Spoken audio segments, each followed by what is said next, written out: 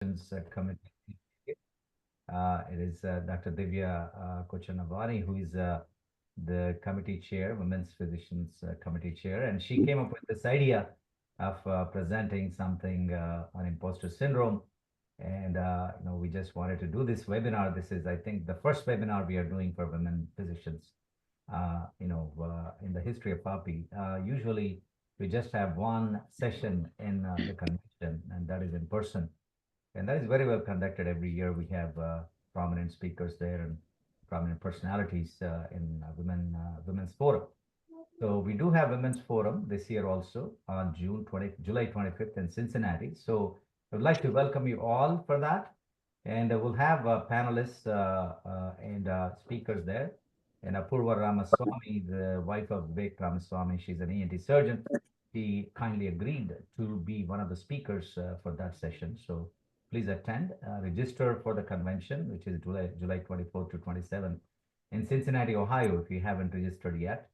And that will be, attended by several hundred doctors, plus the AMA president, Dr. Bobby Mukamala, AMA chair of BOT, which is Michael Sook.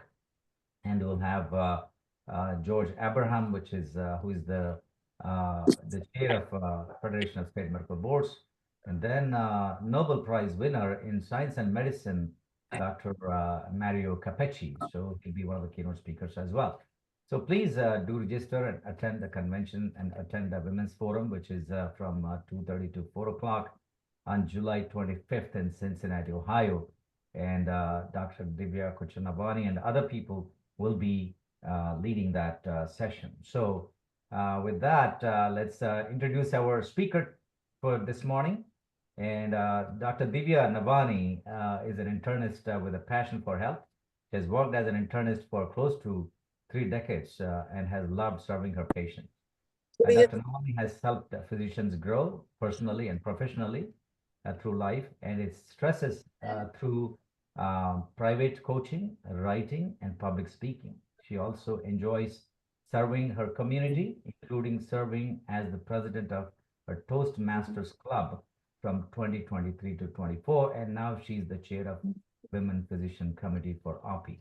So we are proud to have Dr. Divya Navani today as a speaker, and Dr. Divya Navani. So please go ahead and start your. And then we have Dr. Kavita Jyotula, who will be introduced by Dr. Amit Govil, our chair of CME committee of API. So Amit, you want to introduce Dr. Jyotula? Yeah, good morning, everyone. It's a great pleasure to be a part of this women's conference here. It's an amazing setup and what we are bringing together at API level through women's conferences and Women's Forum.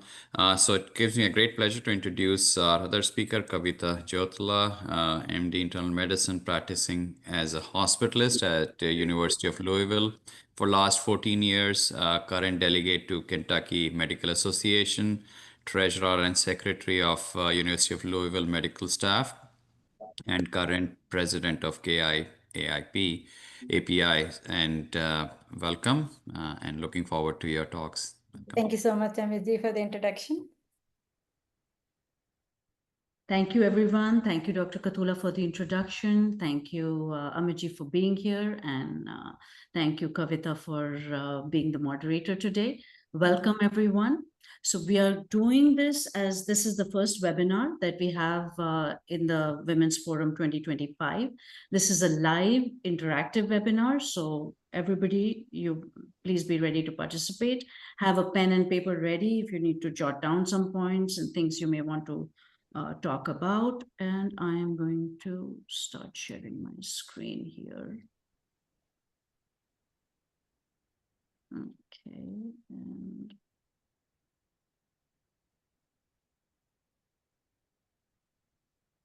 so our topic for today is women physicians and imposter syndrome. Can everybody see the slide okay? Was cut off at parts or no? Just this okay. Bottom is cutting off, but otherwise it's good. There's the bottom line. Is still cutting off? Yeah, a little bit. Not figured that out. Vijayji, do you want to share your screen then? because we've been working on that since morning. Yeah, there you go. Now you have the full slide visible. You're getting everything? Yes. Okay, okay. I think then it was at my end, the lower bar, taskbar was coming on. So I have to make sure it doesn't come on. So Women's Forum 2025, welcome everybody. Got my introduction in. The topic is women physicians and imposter syndrome. The reason I chose this topic is we are part of many, many places where we have information being given out to us. We learn so many things, but there are very few areas where we actually get a chance to discuss our experience of medicine, to really look at it, to see what we do day to day, every day in our lives, and what we bring to the table, and how we work with it. Yes. Ready? Somebody needs to mute themselves. I think we're hearing some background. Vijay, can you mute everybody except for the speaker until she finishes her presentation? Vijayji, I'm going to ask for your help because I have many things open on my screen. And I'm not sure I can. Okay. So as I have looked at this topic for some years now, it is mind-boggling, isn't it, that some of the highest achieving workers in the world feel the most unaccomplished. So what is imposter phenomenon? Imposter phenomenon is not a formal diagnosis. It is a behavioral health phenomenon where we feel incompetent despite a track record of competence. There are pervasive feelings and thoughts of self-doubt and anxiety about one's competence. Always kind of looking over your shoulder, worried about being exposed as a fraud. And no matter the achievements, the feeling is always there, that nagging feeling of not being good enough. So the epidemiology. Imposter phenomenon was first described in 1978 by Suzanne Imes and Pauline Rose Clance. Over the years, as it has been studied, it has been found that it's very, very prevalent in healthcare professionals, in high achievers, in academia, in women, and in minority groups. So everybody, welcome to the party. As you can see, we are in the crosshairs of this. The etiology. What causes imposter phenomenon? There is no formal consensus on etiology. This is not, this phenomenon still needs to be studied in detail.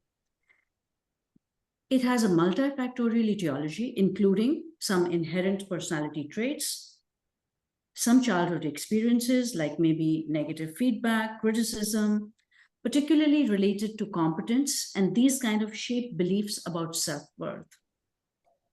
Added to that can be societal and cultural factors. And then a word about the culture of medicine. I think somebody needs to mute themselves. Yeah, let us mute everybody except for the speaker, please. Vijayaji, can we do that? I would have to. No, I muted everyone. Muted? Okay. So then we come to the culture of medicine. The culture of medicine is a culture where mistakes are unwelcome. Perfection is demanded. So of course, the setting is just completely ripe for development or uncovering of something like this. So imposter phenomenon can occur as a standalone syndrome, or it can be a part of various personality or mood disorders. The prevalence of imposter phenomenon. The data is all over the place for the general population. So if you were to look it up just now, you would see studies which say 9% all the way over to 82%. But what I want to point out here is that even the lowest estimate is still pretty significant, that about 10% of the general population at any time feels like they may be a fraud or not competent enough. The studies for physicians are pretty rigorous and have been done very well. And 1 in 4, 25% of physicians report frequent and intense symptoms of imposter phenomenon. And when it comes to women physicians, 1 in 2 physicians, 50%, report symptoms of imposter phenomenon. There's been a study done in Mayo Clinic by Tate Shanafelt. I think some of you may be familiar with him. He's one of the leading voices for physician burnout in the country today. This study was done reported in November of 2022, where a survey was sent out to about 3,200 physicians. About 3,100 physicians answered the survey, and this is what they found. 23% of responders reported frequent or intense imposter phenomenon, higher in women physicians, and 50% of medical students. So this begins early.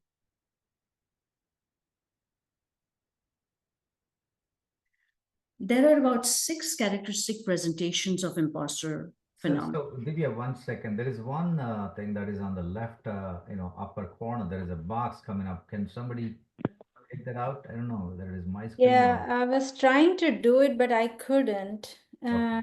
Vijaya, can you help me? Is it Yeah. Yeah, it's gone. gone? Mhm. Okay. Please go ahead. Thank you. Okay. So one of the things that can happen for us is the imposter cycle. This is a pathognomonic set of responses that somebody who may have imposter phenomenon is going to exhibit. So whenever you are expecting to do any achievement related task, people can respond in one of 2 ways. One is a hyper preparation mode. So the over preparation is where you're just preparing, and the inner feeling is that I need to do more than anyone else to prepare. So there is an over preparation. And the other extreme of that is procrastination. So the task is so unpleasant, the feelings associated, the self-doubt, not feeling enough, not being, the fear of failure and all is so much that then you just procrastinate. And along this wild ride of hyper preparation, procrastination, you're just exhausted by the time the task does get done. And when you do the task, whether you feel you have succeeded or whether you feel you didn't do as well, all those feelings are short-lived, and then the cycle starts over again. And then there's the next big thing that comes up, and then it's just the cycle. The other way in which it can present is perfectionism. Now, perfectionism is, I have to be flawless. I have to do everything right. So just holding yourself up to unrealistic standards. Another way that this may show up is superheroism, where I have to be everything to everybody. I cannot say no. I have to do everything. And what is going on underneath that? What is going on underneath that is that I can never be enough. I have to keep proving myself. I have to keep doing more and more and more. And then is the fear of failure. The fear of failure is that, okay, I'm not even going to try to pronounce that. I don't know, atikiphobia, the fear of failure, is that I'm just not going to succeed. So what do? We lead somewhat contracted lives. We don't take on new challenges because mistakes are not allowed, right? Remember? So then there's fear of failure. So we don't take on all the things that we could take on. Then there is the denial of competence and capability. So even when we are doing things right, we are succeeding, we are thinking, maybe due to luck, or maybe due to some external factors or some kind of outside influence. And even when people are praising us, maybe they're lying, maybe they don't really mean it. So we don't allow the praise or the recognition of the success to reach us. And then there is fear of success. So you see how paradoxical all this is. It's like crazy making going on in our heads. So what is the fear of success? if I do this thing and heaven forbid, if I do succeed, then I have to keep performing at that level. And of course, I'm not going to. So then somehow we either sabotage our success or again, don't take on things that we could realistically take on. There are 5 subtypes of imposter phenomenon that have been described. The expert. You judge yourself by how much you know, and of course, you never know enough. And I'm going to take a small poll here. Can people just raise their hands? How many people are always trying to know more and more and more? So then we are the experts here, trying to be, and of course you cannot be. I see people raising their hands. Yeah, I see you. I'm with you. That's why we're talking about this. And then is the superhuman. Is I have to be everything to you, to do everything that you ask me to do in order for you to see me, to recognize me, and then for me to know that I am enough. Expect yourself to excel. Expect yourself to do everything perfectly. Then's the perfectionist. The perfectionist is somebody who, of course, expects to be flawless. We set up impossibly high standards for ourselves, and perfectionism is highly correlated with anxiety. Then is the soloist, the person who thinks that asking for help is a weakness. And then the natural genius, the impossible person who thinks that they have to have known everything from the time they were in their mother's womb. They have to do everything flawlessly, no matter what they do. Every skill is already something that has to be mastered. So how many of you relate to some or all or one of these? A show of hands here, please. I know, that's why we're all here on a Sunday morning. I'm going to try to drive this home so we can really see the chatter inside our heads. So what is the negative self-talk? Here I go again. Look at me. I made that mistake. Now everybody's looking at me. Why can't I get it right? How dumb, how stupid. I'm never going to do it again. Or I have to do better. I have to be more aware. I have to wake up 2 hours earlier. I have to read more. And then feel like all would be okay if you were brighter, better, smarter. How does that show up? Oh my God, look at her. She's on stage. She's on that committee. She's on this committee. She's doing this, and her children are in medical school. And my God, they're all valedictorians. And her husband loves her on top of that. And my God, look at me. Now, if I could have all that, then finally I could be enough. And then we find it important to get others' approval. And how does that show up?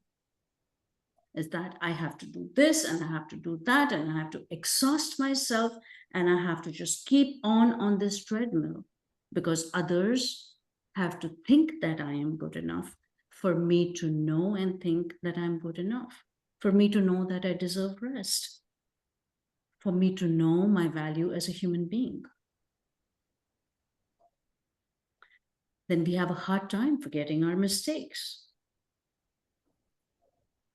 Over all these years that I have spoken to physicians, I think each one of us has that one patient that we think we could have done something different. If only I had thought of that, if only I had done that, if only that patient may not have died. We hear their voices in our heads. I had a colleague who is an ER physician who told me that one pediatric patient died on one of her shifts, and this was years ago. And she said, to this day, I hear her mother's screams in my head. And as we talked about it, and the child was sick, the child was going to die. There was nothing that she could have done. And she knew that. But she never allowed herself to feel free of that guilt. So we expect, and it doesn't matter. She did not tell me even one time that she had an ER full of 50 patients and 20 people waiting, and then how many people she did save on that shift. She doesn't even remember that. But she remembers that one child, which she thinks that she could have been this superhuman that could have done something. I'm going to drive it home further. How many of us have the guilt of a parent that was overseas in India, dying of something, and we are kicking ourselves to date? I could have done something about it if I was there, if I had been able to reach there, if I had not missed this. It doesn't matter that you were here taking care of hundreds of people, how many things you have on your plate, taking care of a young family. So then all these unrealistic expectations of ourselves, where we can be everything to everyone, we can be everywhere, ever present, omnipotent, never sleep, work 24 hours a day. Going to go on to the next slide. Everyone knows more than me. Anyone familiar with that? I can tell you as an internist, I mean, I have to call consultants all the time, right? And of course, I'm calling them because they know more than me. And there's still this little me voice in my head. I could have known that. I'm sure everybody knows that. There is something that I could have looked up. Well, the consultants are there to help me. And then dismissing your success and crediting it to luck or other factors. We've talked about that. Worry that you don't belong.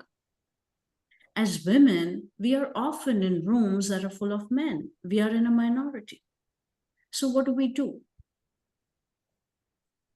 We shrink. We hesitate to speak up. We judge ourselves when we speak up. And I'm going to take it a little bit outside of us, because sometimes the environment can do that to you too, where if you are in a minority, you say something and nobody even hears you. It's like you're invisible. And then if someone else says the same thing and everybody is getting up and applauding and marching around them, and I mean, we have all been in these places.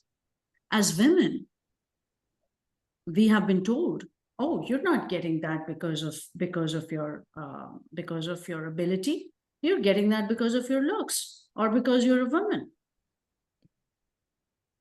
We've all been there. And then you feel like you have to do more than what is asked of you. Always going back, checking the chart, talking to the wife, talking to the husband, talking to the nurse, talking to the physical therapist, going back and doing more and more, because you feel that you have to be perfect in order to just fit in or to be accepted. Feel uncomfortable being praised. We've talked about that. Hold yourself back from reaching your goals. So in all this, believe it or not, we actually do less than what we can do. And then the fear of disappointing others.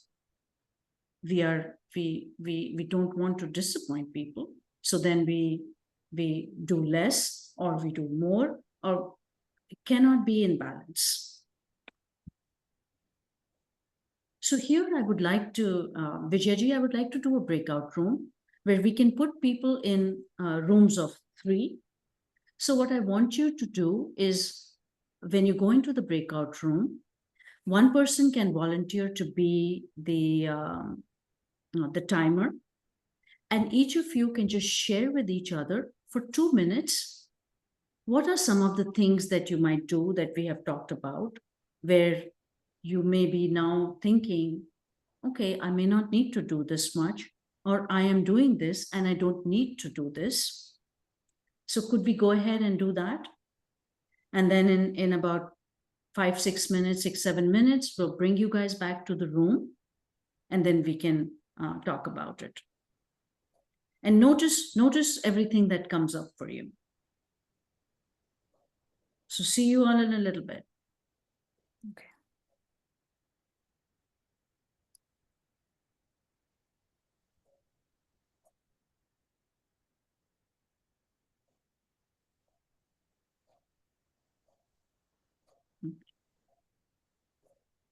So this is one of the first times we are doing this, so maybe we have a little bit of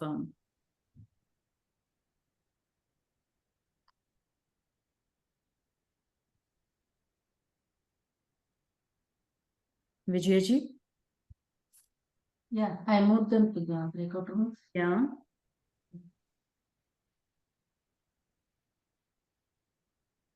Maybe I can just continue with the talk while you figure that out. No, they are in the breakout rooms. Okay. I see some people on here, they're not there. I think both they are there as well as here. It's like I think 2 people. So maybe the people who are here, you can unmute and we can just talk over here. it looks like everybody here also in the breakout room. Oh, really? Yeah. Okay, Let me so make that, you want me to make you the host? we can let's just bring them back because I see some people have dropped off also. Maybe that I hope it didn't take them out of the talk. Maybe we won't do the breakout rooms. I don't think it's something we have to figure out more here. I hope it didn't even. Reina said the host is not allowing each person to unmute. Maybe we have to unmute in the breakout rooms. But I see No, but everybody. I never even got into a breakout room. Yeah, I I didn't see. get a message to go anywhere. Oh, I see. So Yeah, I don't think. there you go. Now I got a See, but message. people have not joined. You guys will get you will get a thing to join. Yeah, now I see there are 3 breakout rooms, looks like. No, this is There are more than 3. I'm seeing 7, 10. 18. Let's just close all the rooms. We can just because I see. Oh, okay. People are they're now going. But Then there now- are more breakout rooms than 3. There are several breakout rooms. I see. I know. I think it's somewhat. I think people are leaving and joining right now. So let's see. There were like 50 participants. Now we are seeing 30 on the main screen. I know. Maybe that. Yeah. Maybe they're joining now. Yeah. So I think once we close all the rooms, once the discussion is done, then everybody will be back in the main session. Yeah. Yes. Dr. Katula, each room should have only 3 participants. So there'll be Yeah, more there are breakout rooms. 3. There are some 2, and Some people have not joined. okay. This is Some people are Sangeeta is still in here. the 28 room. participants are still in the main room. Yeah. Okay. So yeah, I think they have to join the rooms in 3 groups and then come back. How much time did you give for them?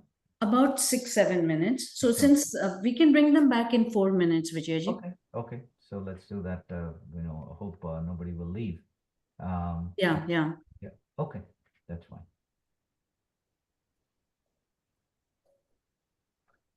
Sorry, I was directed to the meeting room, but the other person was muted and there was no one other than that person.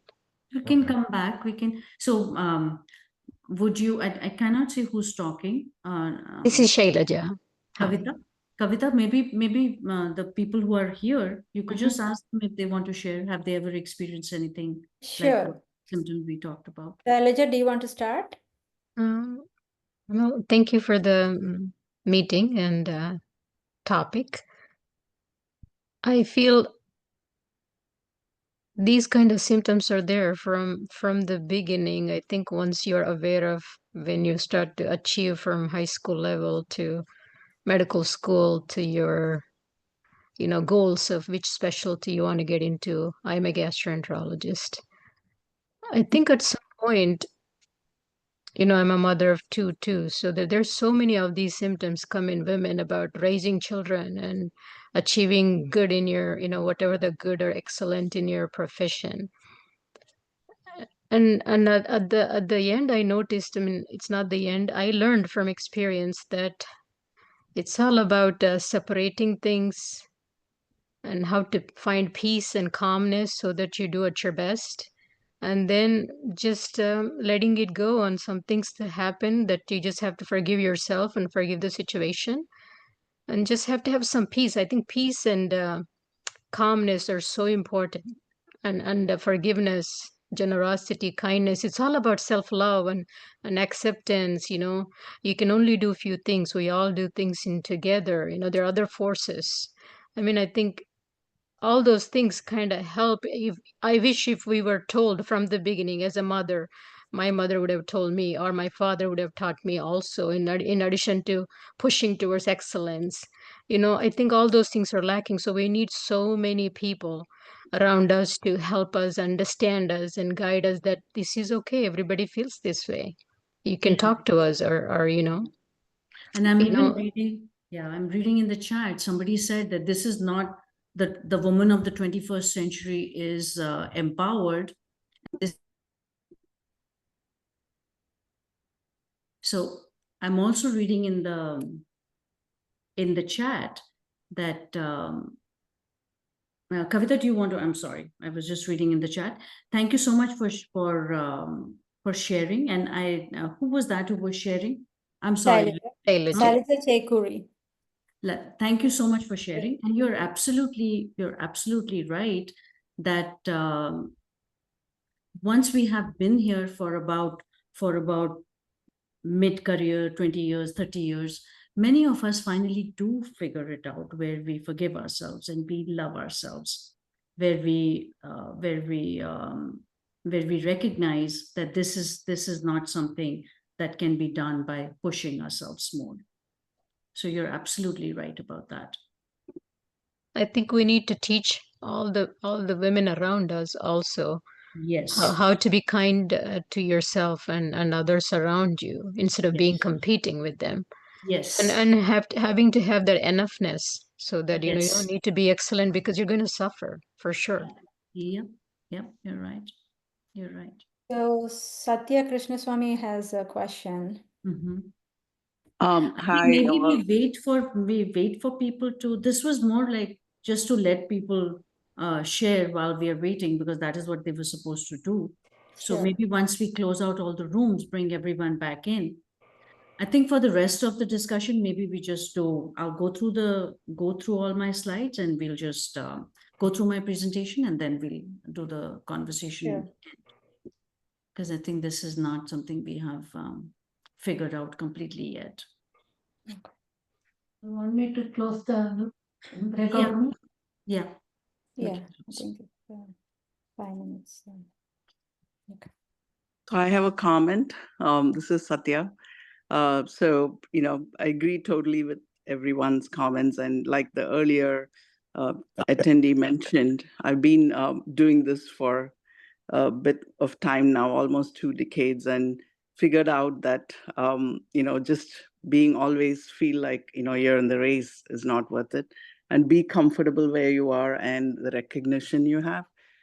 What I struggle more with is the Gen Z learners that we have now, and trying to sort of, get through their anxiety, because the area I'm in, it's mostly women. Endocrine is a lot of women, and many of them are international like me. Now they're more recent, and I'm from 2 or 3 decades ago. So that is also a struggle or balance of trying to teach them to be comfortable in their space, and make small goals, and be kind to themselves, just like the attendee said. So thank you. So everyone if you have any questions, please type it in the chat box. So Divya, I have a question. So how do I know if I have an imposter phenomenon? Is everybody back in the rooms? Is back from the breakout rooms? Everybody back here? Yes. I think so. So I think before I answer that, I would like to, Kavita, if you could pick up maybe 1 or 2 people, if they want to volunteer and tell us how their experience was and what did they talk about? Was there any anxiety in sharing? I know some people didn't go into the breakout rooms. So was there something where people had a hesitancy, or was it difficult to share? Does anyone want to volunteer to share with us? You can raise your hand or. Divya, this is Sudhir from Orlando here. Can you hear me? Yes, Sudhir. Welcome. Hello, how are Hello. you? I've been listening. I did not know that there was a title to such a thing, and I was in a break room with another senior physician who was living in this country since 1966, and she was very mature and I think started in academia. But we both felt that what we are describing here is we feel almost everybody has felt it in one way or the other. It doesn't really matter whether you're a woman. It is actually felt by everybody who migrated to this country, started off afresh. You may have come from the finest medical school. You could have been the topper there, but you start in a hospital where everybody is trying to. I mean, they don't know you, and you have this anxiety, the loneliness of trying to prove yourself. A lot of it can be regional also. Like I started my residency in a southern state, which was not very hospitable, shall I say, as opposed to a lot of people who start, say, in cities like New York, New Jersey, Boston, where they're used to seeing a lot of immigrants. They're more accepting. So I think this feeling of trying to prove yourself, to be lonely, to be by yourself. I think it happens to everybody. That's what me and the other lady, Dr. Gauri, that's what we felt, that it is not entirely the women who get it. Everybody experiences this phenomenon to different degrees, obviously. Thank you so much for sharing, Sudhir. And that's absolutely right. And that is why it was like everybody can come, because men experience it as much as women. Absolutely right. I think we need to mute people. And anybody, is there anyone else that would like to share? Kavita ji, do you see any raised hands? Not yet. Want to say someone else would like to share their breakout room? Dr. Grover? I work in a busy emergency room at Children's Hospital of Michigan in Detroit. As you mentioned about one case, I have felt few times that I could have done more for this child, not considering that I am incompetent or anything, but there are some situations in which we could have done more for the child. That feeling does come, but that does not really degrade me or anything from that point of view. I just wanted to give my experience. And see, that is the growth mindset. We are all always learning, and I'll talk about that a little bit further on. So if you feel that you could do better, of course we are all always learning, and we can do better. So that is great. That is what we are trying to talk about. That is great. Thank you for sharing. Thank you. So answering your question, Kavita, how do I know if I have imposter phenomenon? Right. So one of the things that can tell you have imposter phenomenon, if you feel like this across various situations, various areas of your life, at different times of your life, so that if it is there more often than not, where you find yourself questioning yourself, that can give you a pointer that you have imposter phenomenon. The other thing that can let you know you may have imposter phenomenon is where do you ever feel like you have done enough? Are you ever satisfied with what you are doing?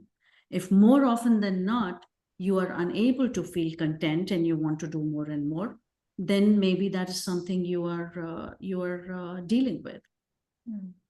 Maybe making a list of facts versus feelings, and then being able to look at that your list. If the facts of your accomplishments do not match the feelings, then maybe if there is a mismatch.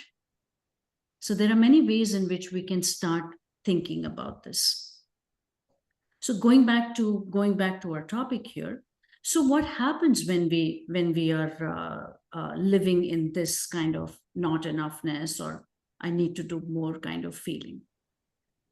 This can lead to many mental comorbidities, anxiety, depression, self-doubt, burnout, substance use, addictions, suicidal ideations, stress, all the physical stress-related illnesses, digestive, immune, cardiovascular, sleep, and then the professional consequences, stunted professional growth, lost career opportunities, professional unfulfillment, strained relationships, and negative financial impact. Because if we're not doing everything that we can do, or not even seeing the opportunities or not taking them, then we can have negative financial impact as well.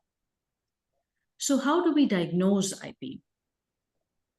There are no standardized diagnostic criteria yet. We have the Clance Imposter Phenomenon scale, and I'm going to give a link to that. It is most commonly used. What we need to do is a detailed social, environmental, and psychological evaluation, as well as a history and physical.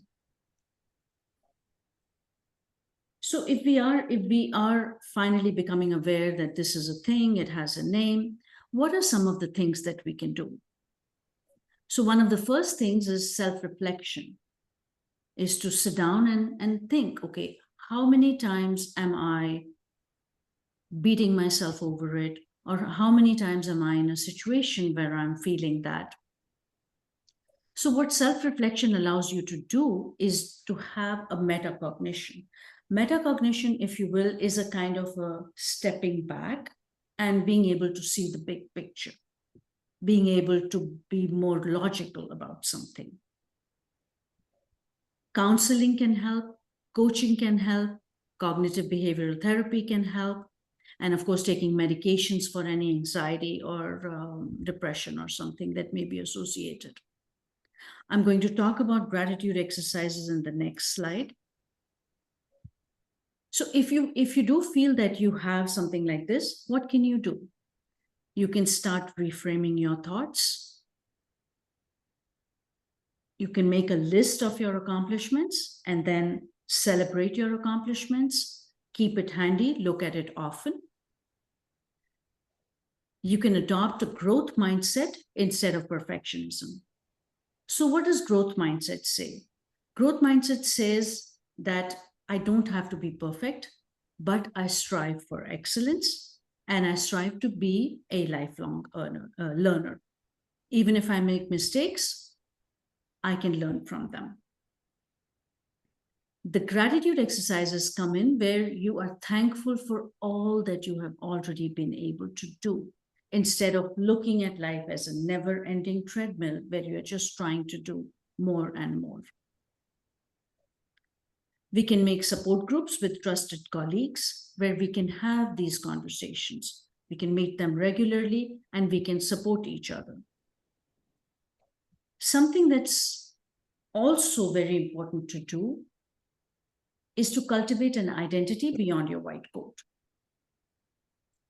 So sometimes we are so wrapped up in being a physician that that is all we do.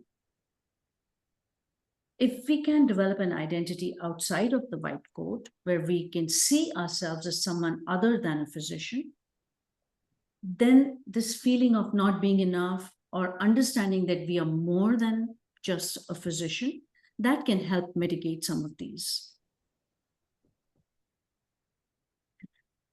One of the things that we find very difficult to do is also self-compassion, is being kind to ourselves.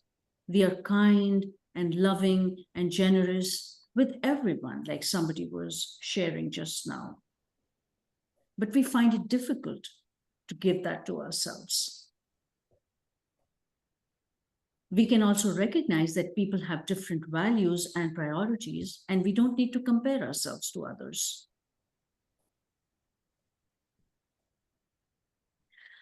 I think a lot of you here may be leaders in your organizations. So what can be done at an organizational level?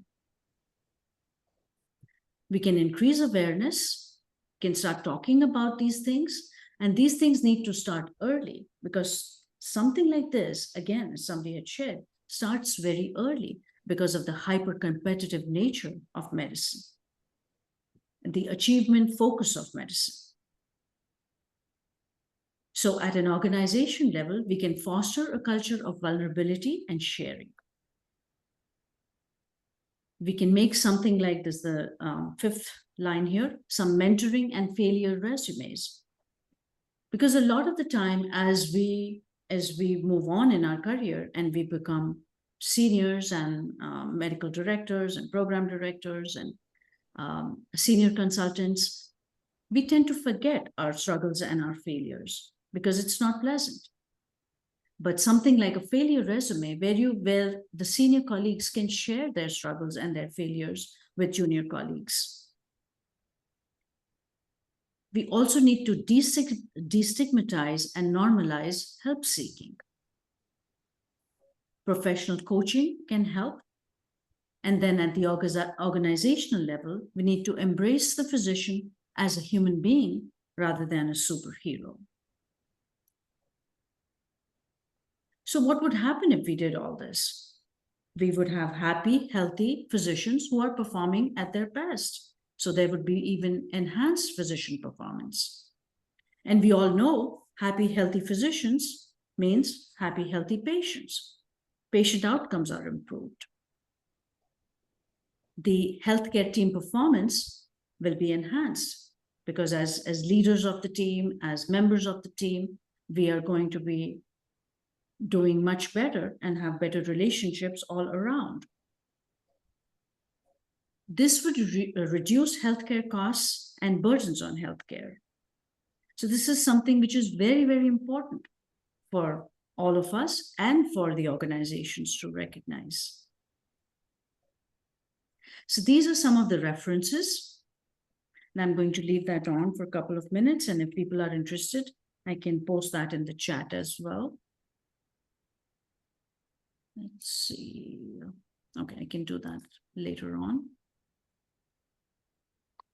This third one, the November, well, this says September 2022, is the study from Stanford, which spoke about imposter phenomenon. And it's not, this is not IMGs only.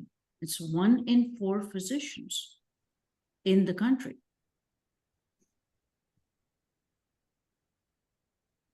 This is the Pauline Rose-Clance scale for testing for imposter phenomenon.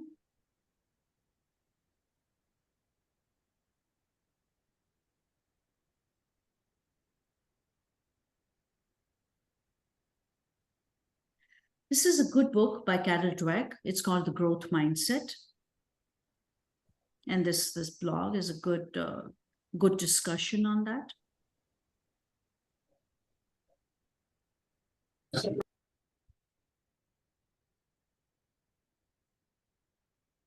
So these are the takeaways. What are our takeaways from today? You are not alone. You are not alone in feeling like this. And what do we have to do now that we have become aware of this? What would we have to do? We have to catch the inner critic and be ready with a replacement thought. So we have to observe, reflect, resist the thought, and then we have to replace it. Make an achievement list and look at it often. If you're not able to readily come up with an achievement list, then you know that you have some work to do. Journaling is something that is very helpful. That helps you see your thought patterns and helps you see how this can be affecting you. Cultivating a growth mindset is very important. This is my email if anyone wants to be in touch or get in touch.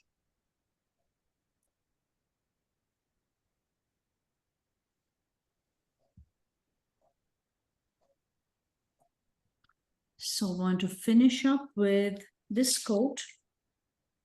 Doubt kills more dreams than actual failure ever will, by Susie Kassem.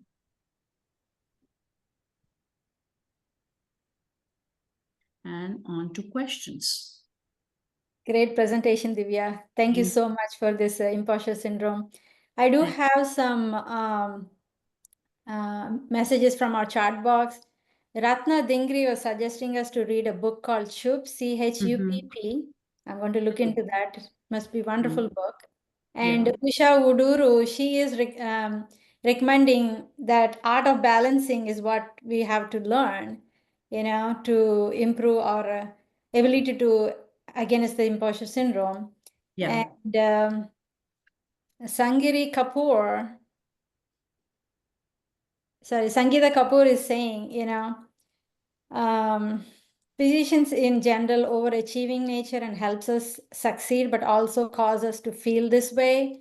So I guess it's not always physicians, in every field, including women and men, face this problem. Yeah. And Padma Lala is suggesting meditation can help. What do you think about it? Absolutely, meditation can help. So meditation is a form of self-reflection, because you could meditate, you could be quiet, and you could observe your thoughts. So meditation can help very, very much so in that way. The other way that meditation can help is that it can help you calm yourself. It can help you deal with your emotions and help with reaching an emotional balance. So meditation is a very, very good thing. It definitely helps. And Dr. Meher Medavaram is saying that reaching out to like-minded friends and sharing the feelings helps a lot. I believe in this a lot. We do need people to share. Yeah. It doesn't need to be family, friends, anyone close, It relieves our stress, cortisol hormones and everything, and helps us, again, be ourselves, Yep. Absolutely. I think Nandini has a question. Go ahead, Nandini. Actually, I had a question. A couple of things in your slides was of interest to me, because I've been working on this for a while, and I've been using something called compassionate communication, otherwise known as nonviolent communication, by Marshall Rosenberg, who's a positive psychologist. And I highly recommend that book for anyone that wants to read it. But when you mentioned, stating the facts and putting the feelings and looking if the feelings align, I was wondering if that was rooted in that, in this particular structure. And the reason I found it very helpful to me was because we're all scientifically minded and we like order and structure. And spirituality and meditation, it tells you, okay, you do these things, you relax, you let go and things like that. But I found structure in that, fact, feeling, what is the value or the need that I am doing, and then giving myself a request or giving somebody else a request for empathy or whatever it was to change my behavior.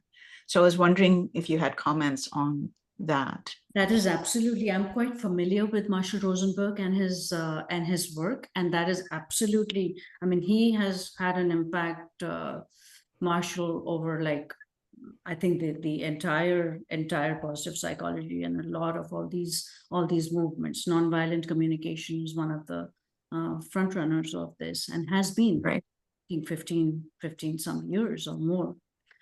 Definitely this is rooted in that. It is nonviolent communication, not only with others, but to yourself as well. So we have to include ourselves. What happens is, as physicians, we are trying to be everything to everybody else, but we're pretty mean and unkind to ourselves at times. So that I want to, what Marshall Rosenberg was talking about is nonviolent communication to others. But I think over here, what I'm trying to bring home is being kind to ourselves as well. Right. Okay. Actually, the first step in Rosenberg's in nonviolent communication is balancing yourself. So self-empathy. Before you can give empathy to other people, you have to empathize with yourself. So that's the first tenet of compassionate or nonviolent communication. So yeah, I mean, there's a lot of similarities for me, and it's made me more spiritual, and I'm able to accept a lot more things The other thing I wanted to bring up is this phrase that really impacted me, maladaptive perfectionism. I heard that phrase and I was like, wow, that is exactly what we as physicians go through, and high achievers in any field. And remembering every time I'm in clinic, when I feel like I'm overwhelming myself, to take a step back and say, hey, maladaptive perfectionism, deep breath, Yeah. accept and move on. Yeah, thank you. Thank you. Thank you, Nandini. Please type the name of the book in the chat box so everybody can look into it. Yeah. And Divya, I have a question. So what can I do if I can never be perfect in my job? Wants me to be. So if my supervisor or my job wants more from me, what do I do? So thank you so much for that question, Kavita. So we are often in situations where one is where we are expecting too much of ourselves. And But then also, I'm not sure if I'll have time to go return things. Arun. Or I could have like later, but if you're bored while I'm gone, then there's this and there's this. And I think somebody, we can hear you. Would you please mute yourself? Thank you. So we are also in situations where perfectionism is demanded of us, where we can just never win, never get it right. You need to do more, you need to do more. And unfortunately, a lot of us are facing this in the work environment today, where the expectations are almost impossible. We are expected to be superhumans. So what does one do in that situation? I think one of the first things that one would do is to make a fact versus feelings list, is to say, okay, what are the facts here? And if you can understand that you are doing a great job, you are doing your best, and you are okay to stand in that, then the ability to hold yourself. And if there is a supervisor or a colleague or a superior who is just never going to be satisfied, then you have to start putting protections in place. So who is this person? Does this person celebrate me? Does this person see me? Is this person am I ever going to be enough for this person? And if that is not the case, then you have to start discounting their feedback somehow. You're going to have to build protections. You cannot let their words reach you. And of course, then there's a whole lot of other things that you may need to do eventually. But in the immediate circumstance, you would have to discount their words. You would have to have some protections in place for your own mental health. Sure. And we have Dr. Rajesh Sheth saying, most of the time, these are mental and physical phenomena are self-created. It is true, 100% true. Sometimes we try to overachieve and we bring this problem upon us, right? Absolutely. Yeah. Absolutely, because like someone was sharing earlier on, this starts early for us because it's the hyper competitive nature of medicine, just getting into medicine. There is a quote that as I was preparing for this, that we ourselves put so much value onto medicine that we then think it's such an exclusive club, and then we tell ourselves, I refuse to be a member of a club that is so exclusive. So there is the impossibility we create for ourselves. It is so great to be a physician, and then how can I be so great? Because we put so much value on the profession. Yes. So that aspect is also there. True. Then, does anyone else want to share their shot? Any thoughts? How about impossible work scenario? Anybody dealing with that or anything else? I see Sudhir coming on. Divya, what we have done is just to share my 2 cents. At our place of work, we understand that, I'm in a procedural specialty. We are just not about going from room to room seeing patients as a hospitalist. We understand that the newcomer will be not familiar with the with staff, with instruments, with a lot of equipment, hospitals. We make a conscious effort to do sort of onboarding of a younger person, a younger colleague, like for a month or so, well, not even a month, maybe several months, even if it's a new doctor, for a maybe a week or even 2 weeks, you just walk with us, go around every hospital, every room, every endoscopy suite, so that you're familiar with who are the people you'll be working with. We try to make a nicer onboarding experience so that these issues of feeling alienated, being alone, feeling excessively challenged in a new city, a new hospital system, a new set of colleagues. For us, a new set of colleagues is not merely people in the hospital or in the office. They are endoscopy technicians, nurses, anesthesiologists, so on and so forth. So that it's not too overwhelming for the new person. In my practice, we make an effort, at least I do, and I know a couple others do, and our experience has been rather very, very, very good. I don't think anybody has said anything that they feel really strange. But I mean, people can. This is because we felt that we were one day in that situation. We don't want another person to be in that situation. So we make conscious effort to make it a little easier for them to be part of the mainstream. That's. Well, thank you for doing that. And that's exactly where as senior colleagues, we can help the junior colleagues. But the idea is that we need to recognize that people, medical students, residents, fellows, 50% of medical students feel like that. So then it is upon us that are there in these training fields that can help mitigate that.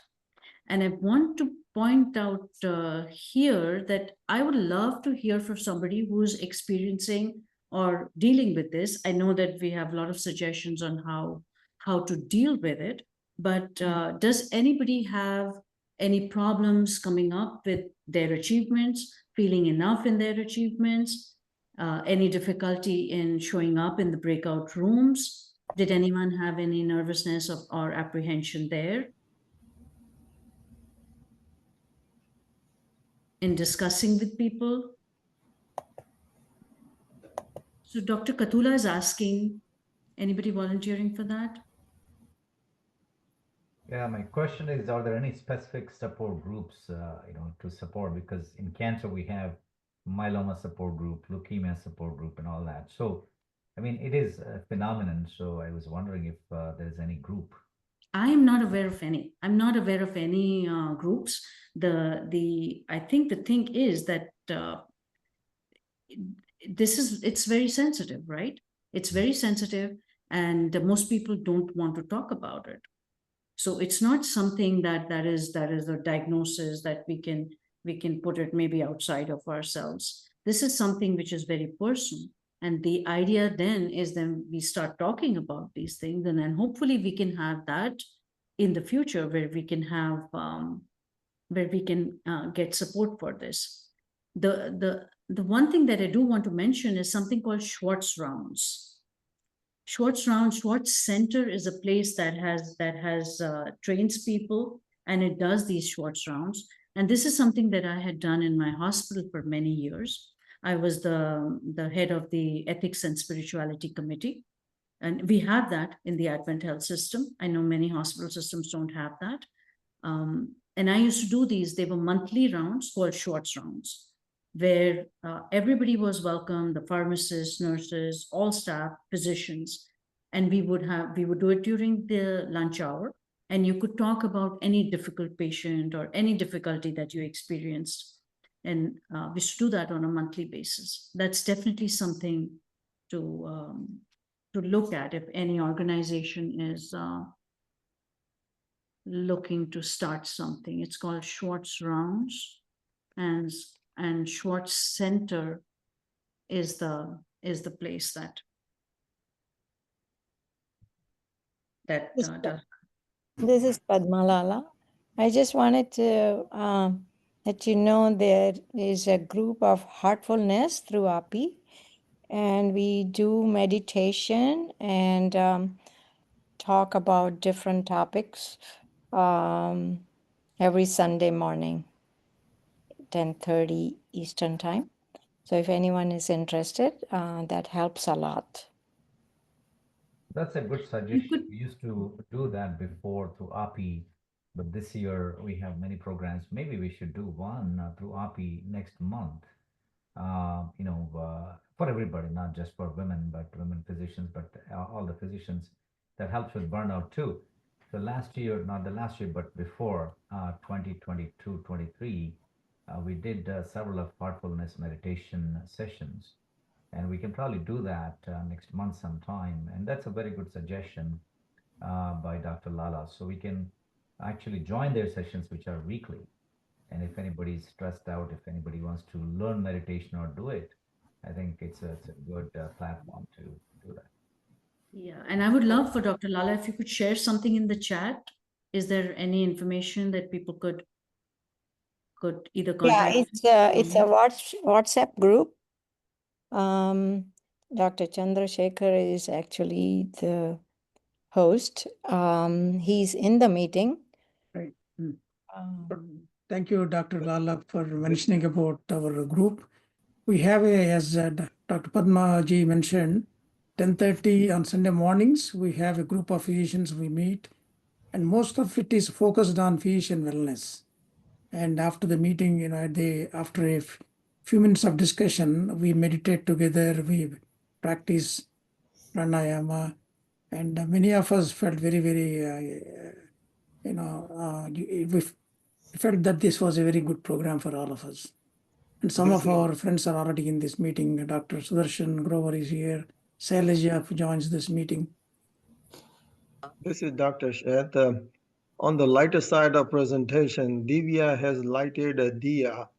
And the power of the diya is so powerful that it has burned that kavacham of the fake face and brought the face to reality. Divya, you have done an excellent job. I mean, the interactive thing was so helpful and excellent session, Divya. So thank you for Hello, that. this is Dr. Swarnalata. I do attend API Heartfulness program every week. It's a wonderful opportunity to discuss all the concerns, and we talk about spirituality and wellness. And I hope we have some time this API convention we can meet personally, and we can do more at that time. Maybe Dr. Satish can arrange for that. It would be wonderful. Art of Living people also asked, and I think we can kind of alternate between both heartfulness meditation and the other people. So they are actually giving CME too. So yeah, that'd be great. We allocated time in the morning for meditation and yoga. So certainly we can accommodate, and we have a big dais just on the river in Cincinnati where Beautiful. at those sessions. It'll be very helpful. I mean, we do have what is called Physician Wellbeing Committee. We have not done much, honestly, this year, but certainly during convention we can do that. And also next month, if you choose a date before 20th, we can certainly do a session by Heartfulness Meditation. I had a chance to visit their campus, which is so beautiful in Hyderabad, and that's we did a session there, in fact, and there were like 300, 350 people. We did CPR training and whatnot. And also, we are planning to have a CPR center there, which we're trying to collect some funds to do that. We are still in the process. But anyway, excellent session. I think its time is 12:15, and it's a Sunday. And I really thank everybody for joining.